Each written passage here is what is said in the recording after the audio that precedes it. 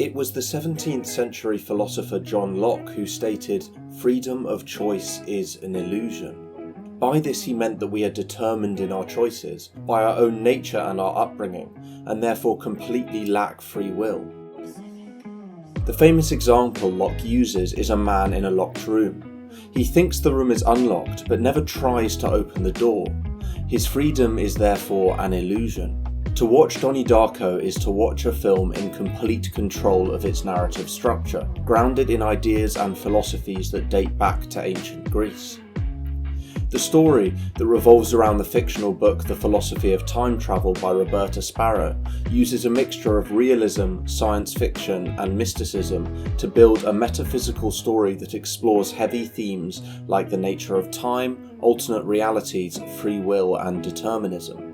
I think that in a lot of ways, a film like Donnie Darko is really a demonstration of the ideas of a group of philosophers known as the hard determinists.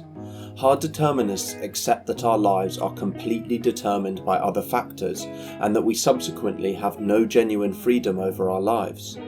What we do is not in our control, even if we think it is. For Donnie, his path to saving the world in 28 days is a series of predetermined events that he must come to terms with, even if it results in his own death. In the first act of the film, Donnie is told by his imaginary friend Frank, the giant bunny rabbit, to leave the house. Donnie leaving the house means that when the falling jet engine crashes into his room, he is miraculously saved. Unknown to him at the time, him escaping his own fate in such a way has created a tangent universe that results in disastrous consequences. As Spinoza argued, humans have no absolute or free will. For Spinoza, every action can be traced back to the infinite regress of actions.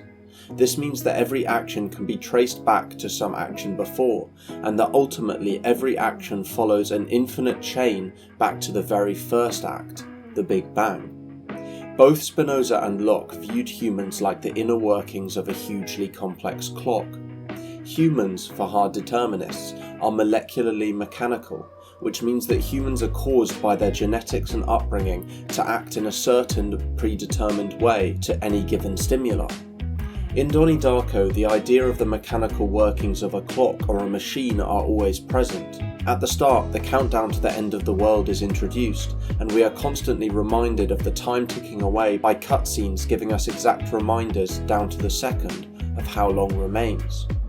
Added to this, the prevalence of shots of clocks during the film keeps us focused on the mechanical, determined nature of the universe, as well as a reference to the famous clock metaphor of hard determinism.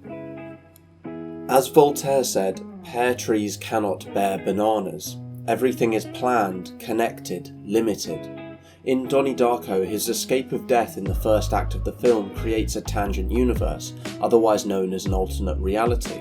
In this reality, Donnie lives, but through his escape of his predetermined moment of death, he has caused the first domino to fall in a chain of events that results in a lot of destruction and death. The determined nature of this chain is made clear through the character of Frank. In the cinema, Donnie tells Frank to take off his bunny costume. When he takes it off, we see that one of his eyes is bloody and damaged. Donnie notices this at the time and asks Frank about it. At the end of the film, when Donnie shoots the real version of Frank for running over Gretchen, he shoots Frank in the eye, demonstrating that he was the one to cause the injury all along. This shows how in the tangent universe Donnie is operating within a predetermined path of action. This is visually demonstrated in a number of scenes where Donnie has a bubble protruding from his chest, showing his lack of free will and establishing the channel that he must follow. In one scene we see multiple orbs from multiple people's chests, showing the audience that hard determinism is not just Donnie's burden to bear, but that of humanity, operating under the illusion of free will.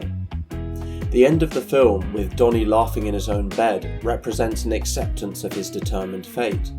Essentially, Donnie is something of a martyr here, as his acceptance of his fate leads to many terrible actions being undone as the tangent universe ceases to exist.